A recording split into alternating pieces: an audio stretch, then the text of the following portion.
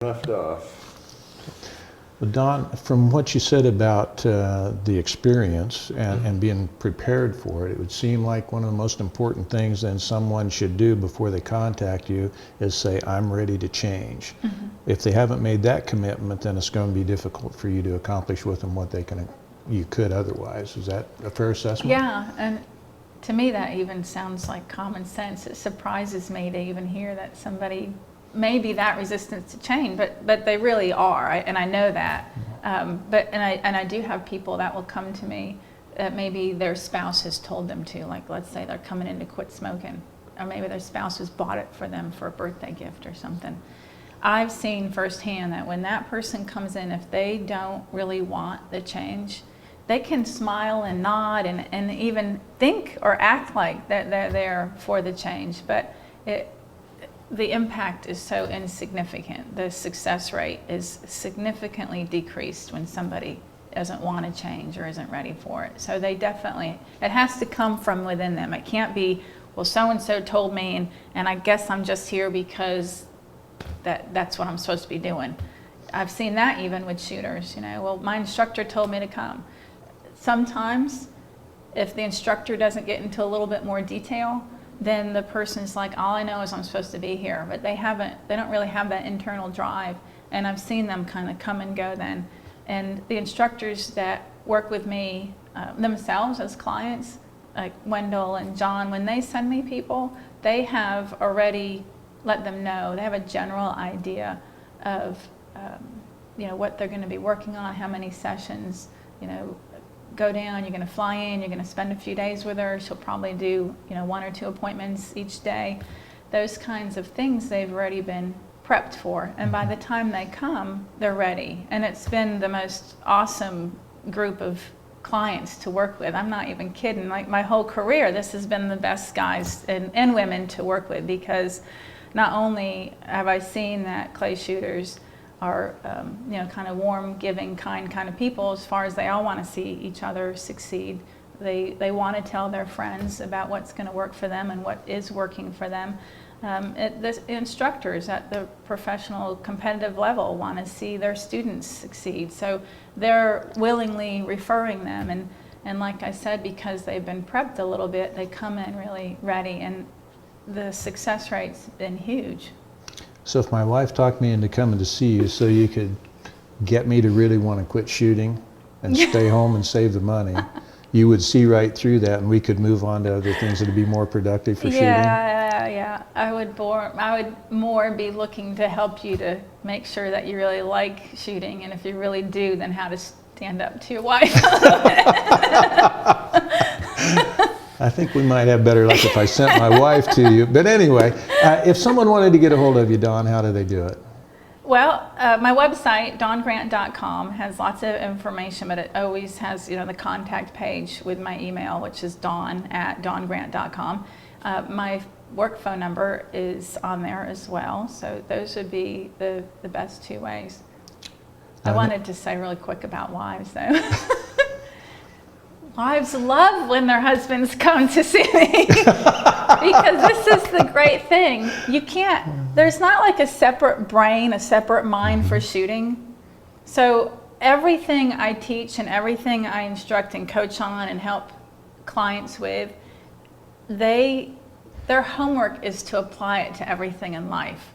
So let's say I'm helping a client to be more present, more focused, as an athlete would say. And an athlete needs to be more focused because he knows that when he's really focused completely on that target and he's in the zone, he's smoking it, right? His performance increases significantly when he's present, focused, confident, feeling good, all this positive stuff. Well, there's no better place to perfect in that than who you spend most of your time with.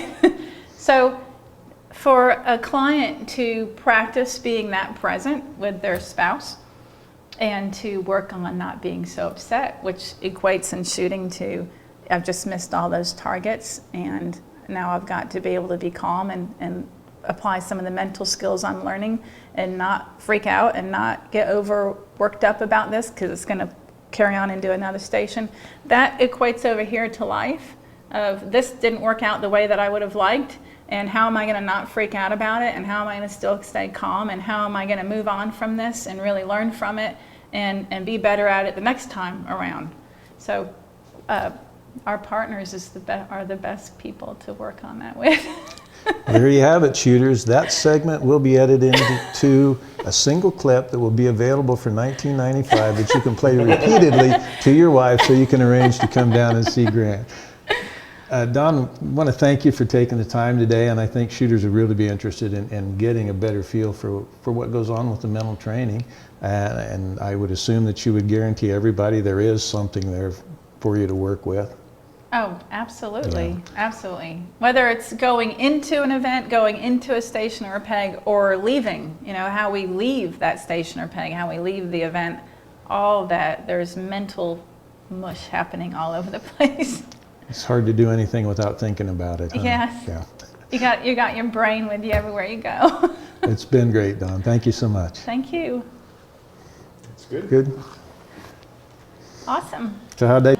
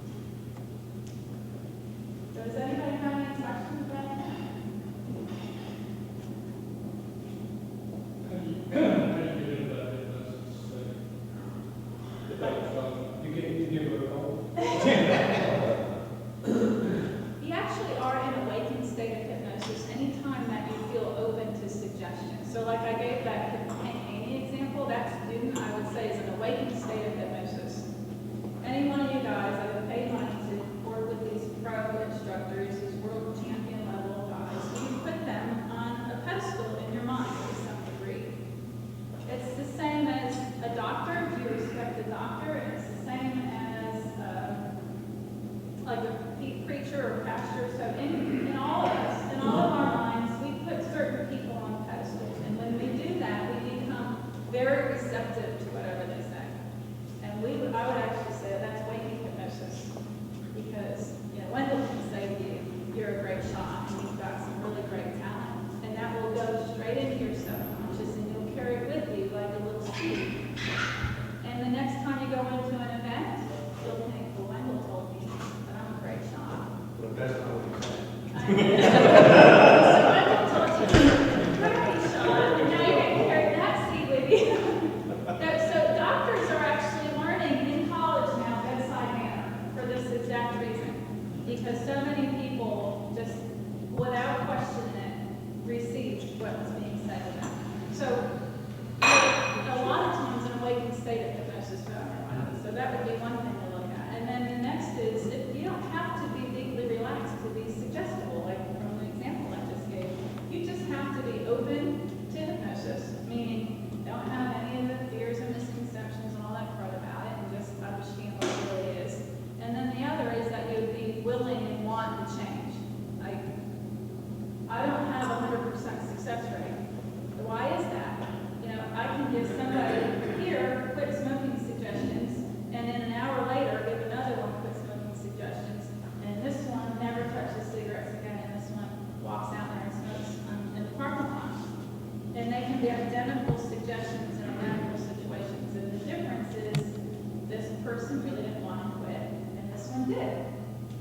So it's not like mind control like people think. It's not like I can make anybody do anything they don't want to do. They have to want it. So those are the two most common factors that show somebody's success rate or not.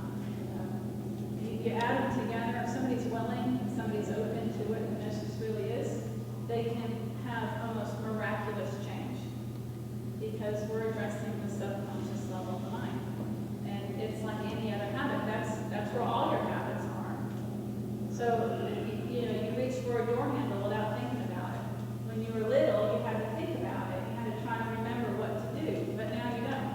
And all of you have shot enough that you have enough repetition of the subconscious level of your mind that you should be able to get out there and perform pretty well. Then the only thing that would keep you from doing that is chatter. But no, there's some people are you actually know that you get people that mistake. The only thing is pulling anybody back is that there's misconceptions about it. So every human being, because you pass through hypnosis every time you fall asleep and every time you wake up, every human being is capable of hypnosis. So I have had, over 13 years, a few handful of people that they're like, I can't be hypnotized.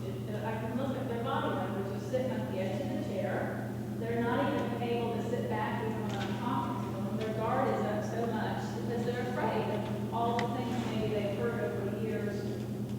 We all have skeletons in our closets, so some people are afraid they're going to start telling all their little secrets. Some people are afraid that I'm going to make them do things that they don't really want to do. So as long as anybody has those kinds of misconceptions, they're going to keep their guard up. They're going to sit up here in the chair. When I go to help them to relax, they're going to probably open their eyes and they're going to say, this isn't working. And it's not that's not working. They're just not allowing themselves to relax. It's the same thing as if you went to sleep at night. My whole job is to keep you from falling asleep. Like, that's it. I just have to help you get really relaxed and then make sure you don't fall asleep. And we're all capable of that. You probably have better luck with people under 60 if that's the case. Because once you get 60, if you relax, you go ahead and fall asleep. I had a roofer once. It was in the middle of summer in Northeast Florida. So it was in the middle of summer. It was like 100 degrees outside. And came in the afternoon. That guy could not keep his eyes open for nothing. I mean, so I've got, music playing, low lights, hypnotherapist always speaking in a really boring voice. Boring because you'll fall asleep kind of thing, right? So it's boring, it's methodical, and I swear, like every minute he'd be snoring out like a lice, and I had to be, okay, come on now,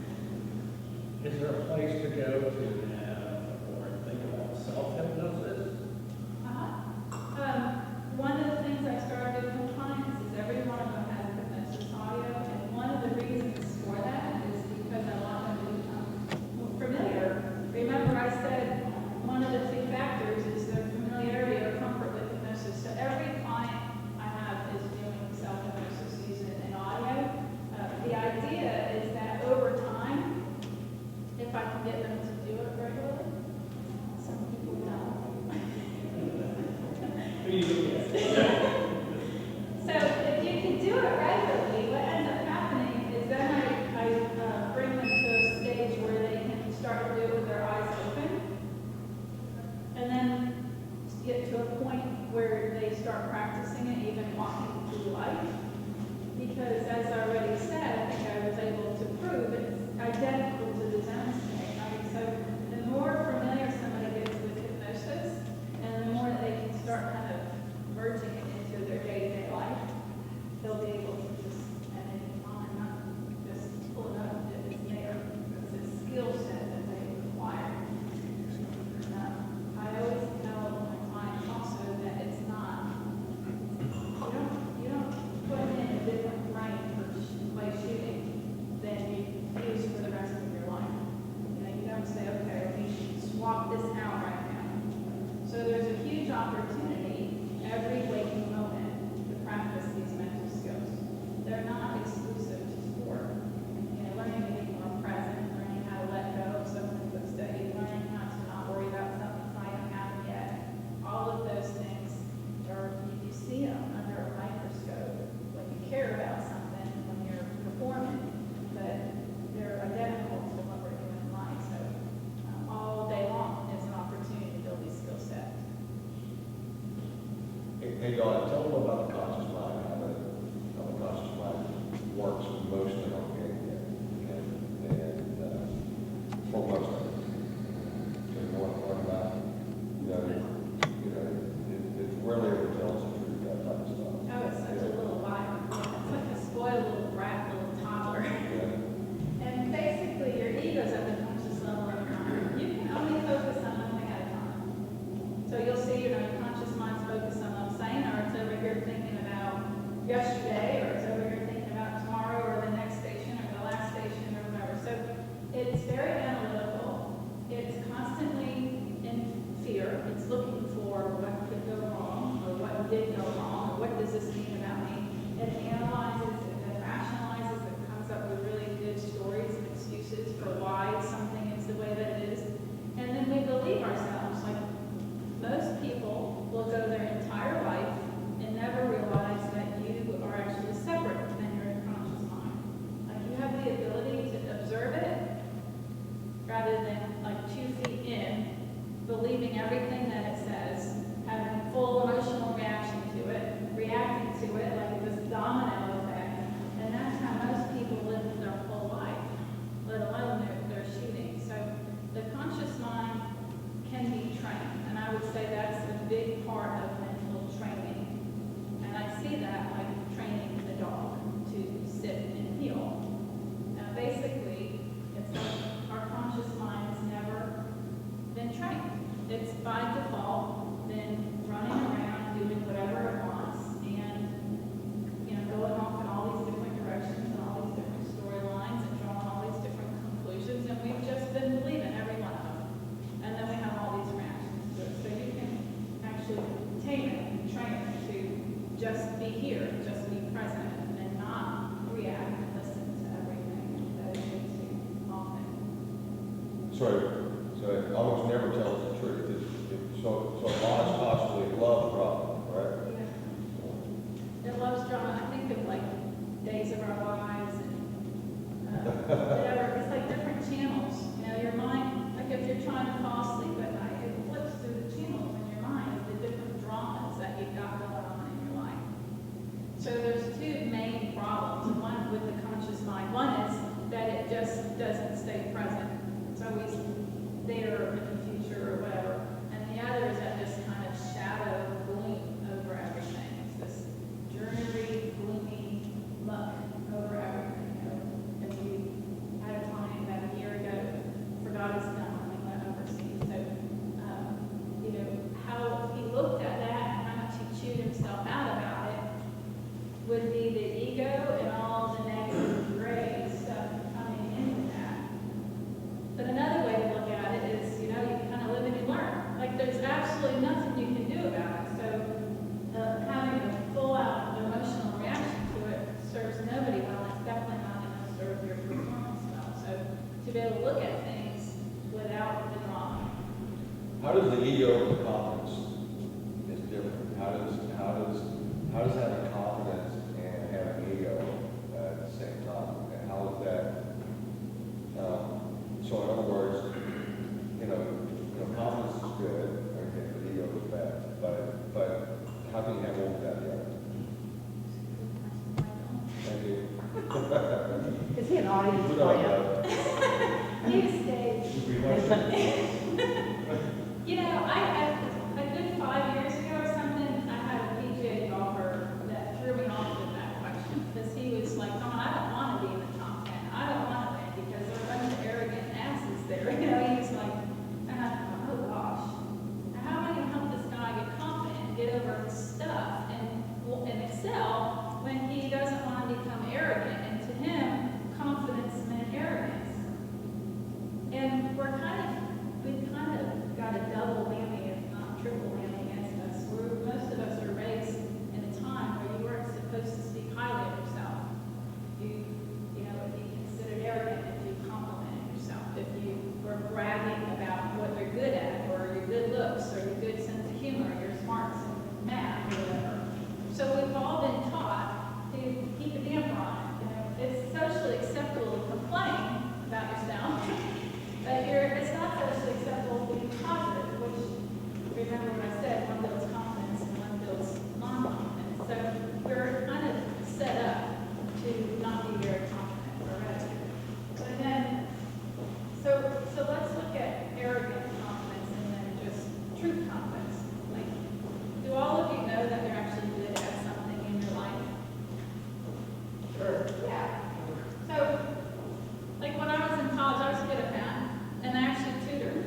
And so if somebody asked me, can you tutor so-and-so in math? I would think, sure. Like I wouldn't think twice about it. Now if somebody asked me to paint a picture of a person for them, I would be like, no, I don't think that. So I don't have any confidence in that area, right? So there's nothing wrong with just truthfully having confidence about something that you're good at, especially if there's evidence to prove it. So when it becomes arrogant is whenever an ego gets involved. And there's a lot of information here that we're kind of thrown into a short period of time. But the ego is at the conscious level of your mind. It's all about me and I'm right, this is how this should go. And those targets shouldn't have been set that way. Those traps. Yeah. Like that. Those targets shouldn't have been set that way. Yeah, all that kind of stuff. It basically is as long as you can move into what is truth and feel good about aspects of what you're capable of doing. There's nothing wrong with that. But when ego's involved, it just looks like I'm right and that's wrong. I'm right. He shouldn't have spoken to me that way. I'm right. That shouldn't have just happened. I'm right. Those targets shouldn't have been set that way. That person should have spoken to me. That target should have been called broke. You know, those are the types of things that, like I said, we can get caught up in. That would be ego, and that's what leads into arrogance. So sort of two questions. Is there a spiritual component to what you teach? And second, you seem to find to an AAD. It sounds like you're talking about Alcoholics Anonymous or 12-step program. Being in the present, letting go of yesterday, not thinking about it, I mean, the whole sort of things that get taught in AA. We can all get that training for free or private training. I actually love the 12-step program, and I would say. But I mean, it's doing exactly what you're talking about. It is, and that's what's pretty cool about it. There's a lot of sources that are saying the same thing.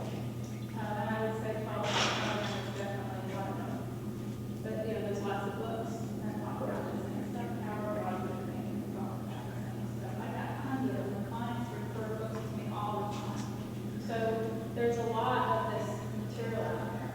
I think one of the things that makes what I'm doing a bit different is that I have broken it down and I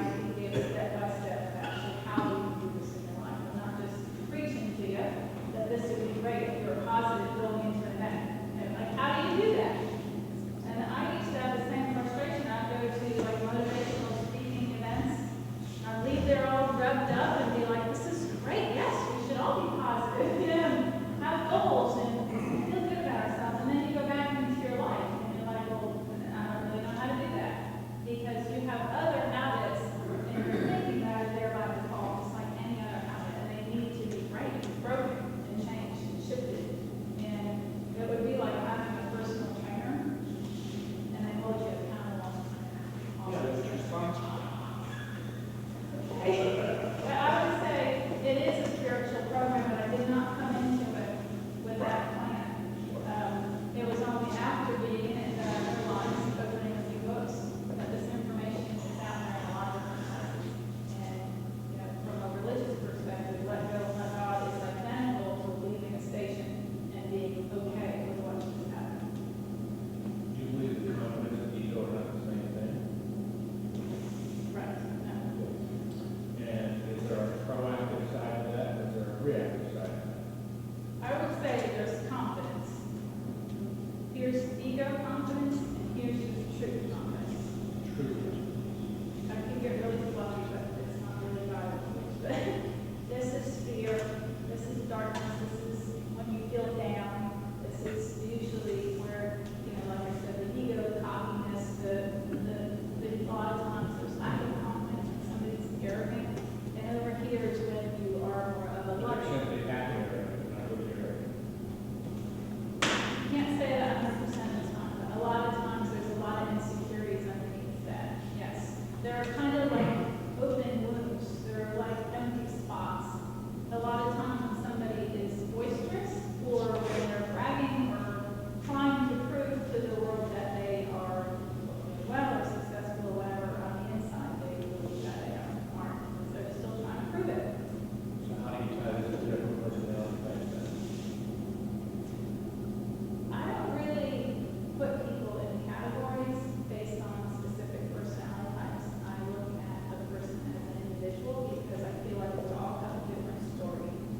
So every second of our life along the way is completely unique to us. Even if, you know, like, say I have one client coming in sleep problems, another one coming in sleep problems, and one says long type A personality, and that's why I sleep problems. I don't care anything about that. I'm going to look at, you know, some patterns here. I mean, we can look at it, but it's just not to me what's most important. What's most important is what are the patterns that have got this person here, and what can we change, and how can we address it and work towards something different. I don't really like labels because boring to waste, boring means to fall asleep kind of thing, right? So it's boring, it's methodical, and I swear, like every minute he'd be snoring. How like a place, and then I had to be, you know, okay, come on now. And I'd speak a little bit, and he'd be snoring, and I'm like that for an hour. But that doesn't happen very often. Somebody works out in the sun, or that's just not getting enough You have that sleep. problem a lot, man? What's that? Jog a lot of men, is that what you So said? I think you have that problem a lot, Yeah. man. Yeah, oh. Is there a place to go to have or think about self-hypnosis? One of the things I started doing with clients is every one of them has a hypnosis audio, and one of the reasons for that is because I want them to become more familiar. Remember I said one of the two factors is their familiarity or comfort with hypnosis. So every client I have is doing self-hypnosis using an audio. The idea is that over time, if I can get them to do it regularly, some people don't. So if you can do it regularly, what ends up happening is then I bring them to a stage where they can start to do it with their eyes open, and then get to a point where they start practicing it, even walking through life. Because as I already said, I think I was able to prove it's identical to the zone state, right? So the more familiar somebody gets with hypnosis, and the more they can start kind of merging it into their day-to-day life, they'll be able to just, at any time, not just pull it up if it's there. It's a skill set that they acquire. I always tell my clients also that it's not, you don't put in a different brain for play shooting than you use for the rest of your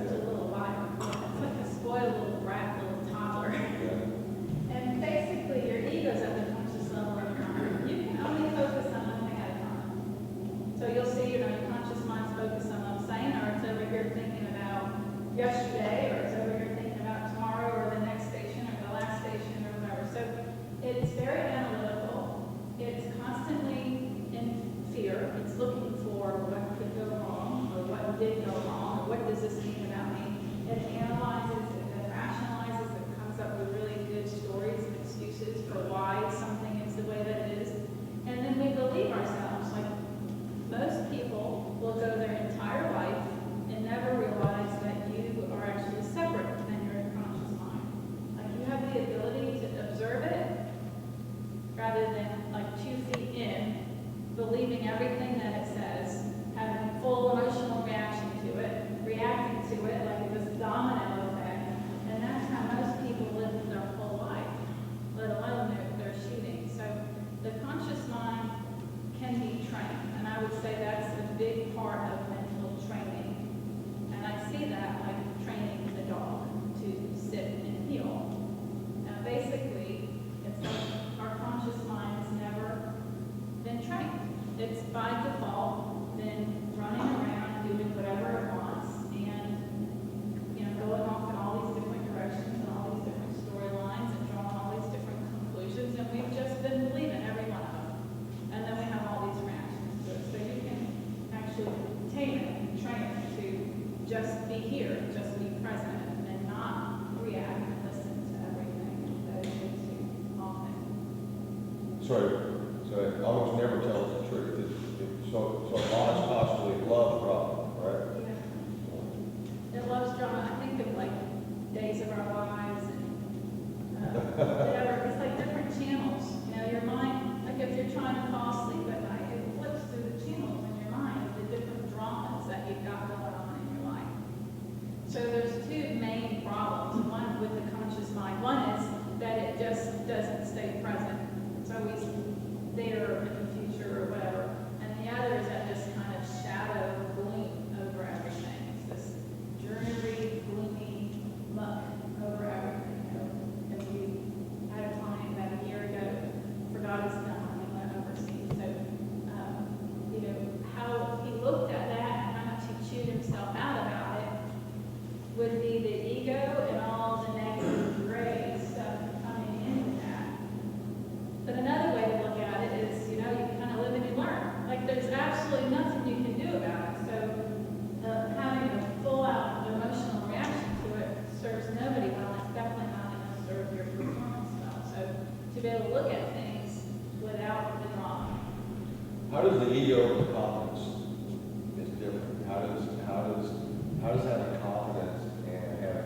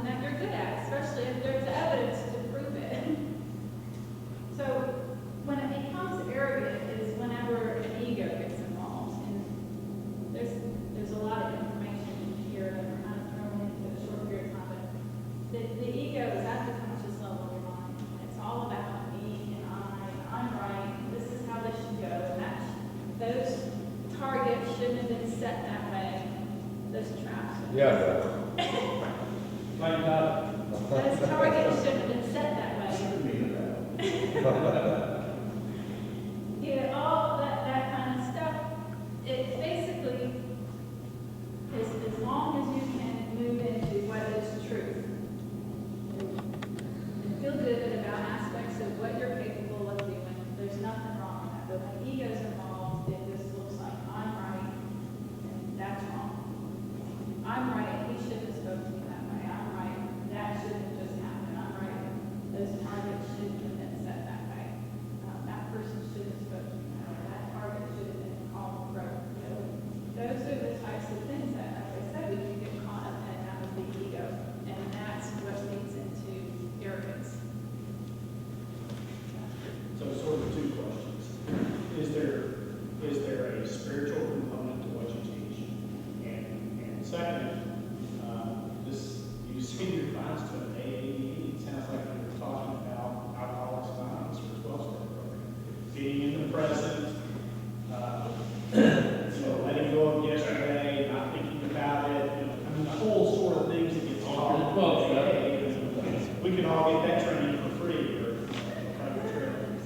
I actually love the 12-step program, and I would say. But I mean, it's doing exactly what you're talking about. It is, and that's what's pretty cool about it. There's a lot of sources that are saying the same thing. And I would say 12-step program is definitely one of them. But, there's lots of books that talk about the same stuff, power, body, and talk about the same stuff. I got tons of them, the clients refer books to me all the time. So there's a lot of this material out there. I think one of the things that makes what I'm doing a bit different is that I have broken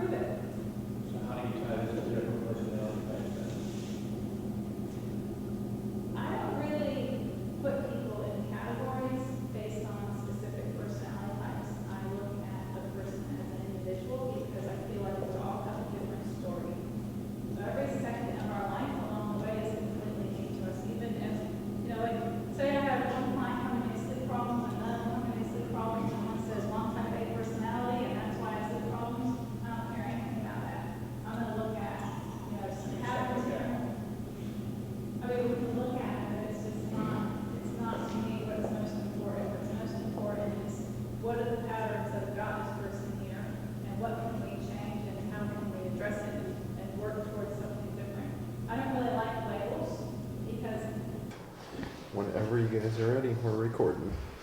Well, Don, a lot of people don't really understand mental training, the benefits from it, which I assume are going to be far greater than just in shooting performance, but would contribute in other aspects of life. But I'm really curious, when did you decide in life that you wanted to spend your work days in other people's heads? You know, at a young age, and as a teenager, I knew I wanted to help people. I didn't really know how I was going to do it. I even thought I was going to work with children. So I looked at being a teacher and children's case manager and stuff like that. So I knew early on, and I ended up, when I went to college to get a degree, I got a degree in psychology. Well, now that you're working with shooters, they're a lot like big kids anyway. So Yes. you're still right in that same framework in life. Now, you've worked a lot with golfers. Uh-huh. How did that evolve? Are you a golfer? Actually, it seems like the more athletes I work with, the more I become an athlete, because they all want me to see how to do it, and they want to give me instruction, and some of them then end up bartering with me, so I end up with all this instruction time. But that's really all that that's the only golfer in me, is that I've had lots of instruction and time out there. And you know, the clients that I worked with mental training, went out there and shot some golf with them. So you're going to stay in the work you're in rather than looking at the LPGA in a couple years? Yes, no. Nobody has anything to worry about. You know, I don't have that drive in me to want to get out there and perform like that and compete. Well, and I would imagine after you see what it does to everybody else, you wouldn't volunteer for it. How did you start working with athletes? What was the evolution? Because I'm going to assume they don't give you a specific program for that in college. You come out and kind of fall into the niche. I do believe there's some courses for that, but that wasn't my intention, you know, setting forth on this journey. I was doing mental training and hypnotherapy as a private practice. I started that. Just the typical. Right. mental So health in industry. 2001, I opened up a private practice, and because it was hypnotherapy, I was helping people with like smoking cessation, weight loss, anxieties, fear of flying, fear of bridges, nail biting, like any kind of habit, sleep problems, any kind of habit.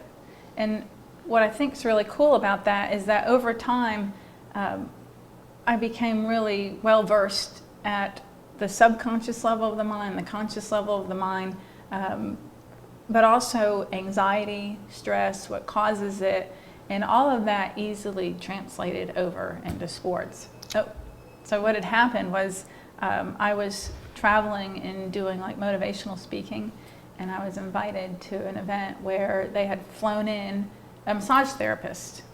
And he just so happened to be Phil Mickelson's massage therapist. And he had already been on tour with the PGA for several years and had several dozen pro golfers that he worked with on a regular basis. And when he heard me speaking, and he was doing massage for a lot of the executives, they were mentioning my work, and he was like, I've got a bunch of people that you need to meet. And so that's what had happened.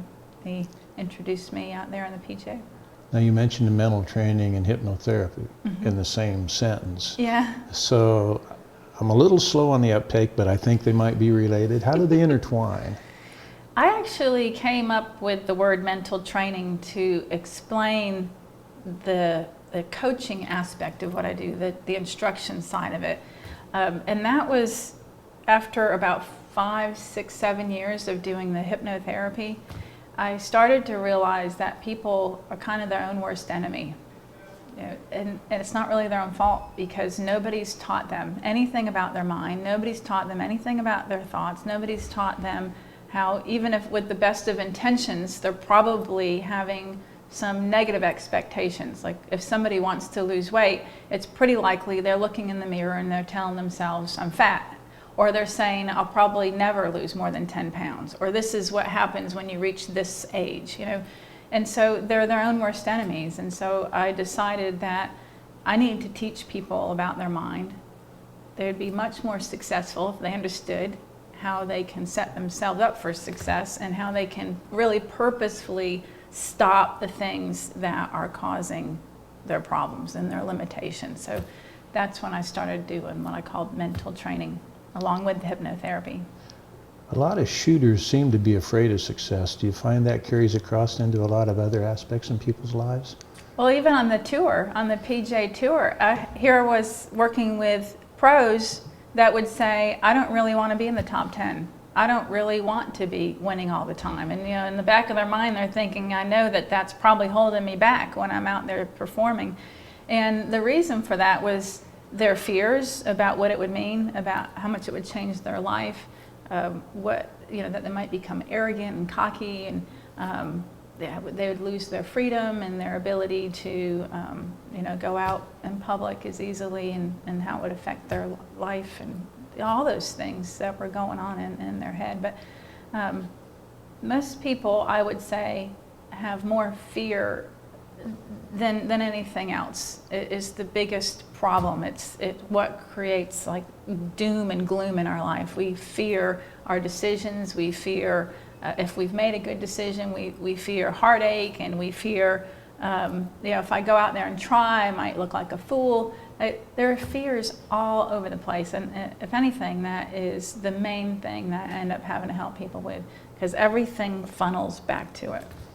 So could I maybe fairly condense that and say we're more comfortable with our failures than we are with the possibility of success? There's a great quote by Marianne Williamson that says that exact thing.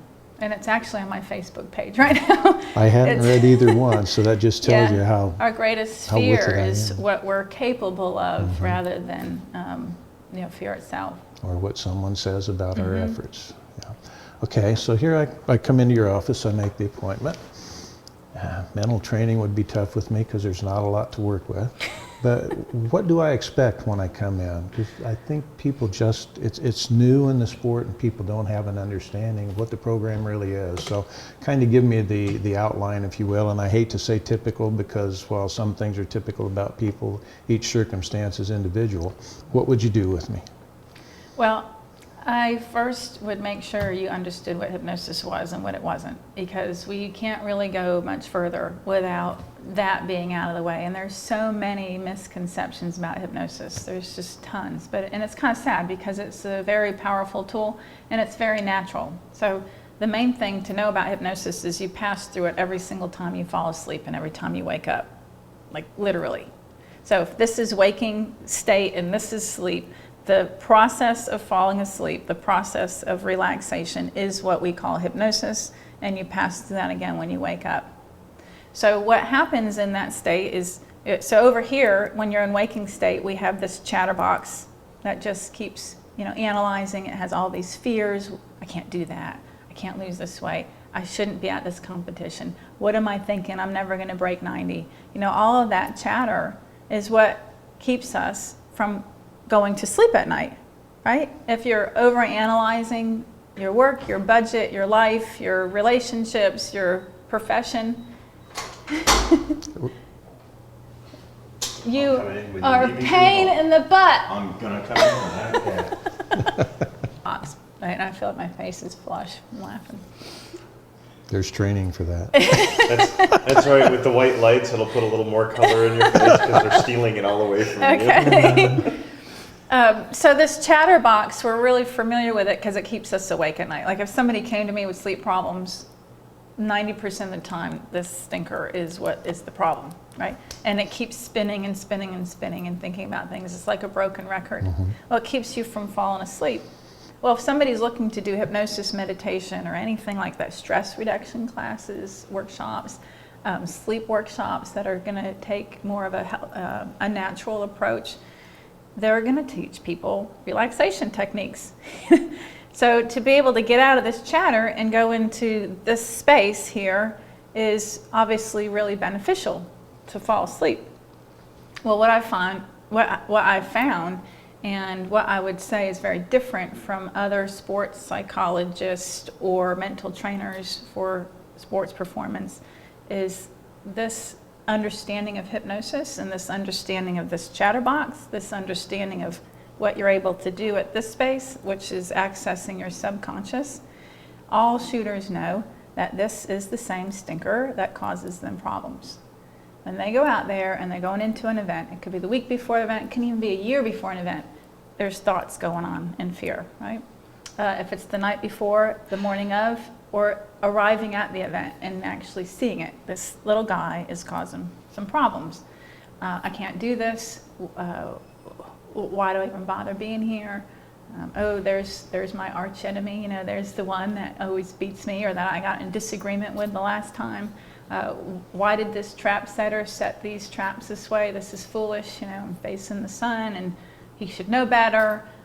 Why did I get squatted up with these people? They don't stop talking, and this husband keeps helping his wife, and that's really aggravating me. And all of that is this guy. And there's tons of fear behind all of those kinds of thoughts and comments. And every single one of them keeps the person out of this more relaxed state. And all shooters know that they perform better in this relaxed state.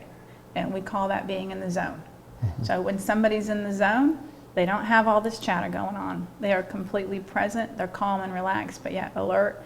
And that's identical to what I'm able to help people to learn how to do and how to be, but not just, you know, every once in a while when they're doing hypnosis. All of that is translated and brought into their life and their shooting. If I went to the doctor and he gave me a prescription, it'd be good for 30 days and I'd be cured. If I come to you, what would the average person expect as far as a program to get them from where they start to where they'd like to be? Well, let me start with a lot of people come to me and they think, ooh, hypnosis, you know, it's going to be this little magic wand and I'll forever be fixed, you know, so they think they're going to come in for 1 or 2 sessions. Hypnosis is really powerful. I've seen it make profound changes in people's life if they're ready for that change and if they're obviously open to hypnosis. Like if they come in and they're thinking, no, this is kind of spooky, I'm not quite sure if I want to be hypnotized, their guard will be up. They won't relax then into that powerful state where we can do some good work. If they don't really want the change, they're not going to be receptive. They're not going to let their guard down and relax. So depending on the degree that a person is receptive or not or wanting the change, that creates a variation in how many sessions they're going to have. You know, if it takes me 2, 3, 4 sessions to get them to be more comfortable, to start opening up, to feel like, yeah, I could see that I need to make some changes there, or to even be receptive to hypnosis, that's a variable. I have every single one of my clients doing self-hypnosis at home so that they can become more and more familiar with it and more and more comfortable, and obviously then let their guard down when we really want to do some good work. There's also suggestions that can be given to them through the hypnosis audios that either, you know, that I might record from their session or that they can buy from my website. But on top of that, because like I said already, as I already mentioned, I do the mental training. To me, that's a process. Our habits and our way that we think have created belief systems. We think about situations in a certain way by default.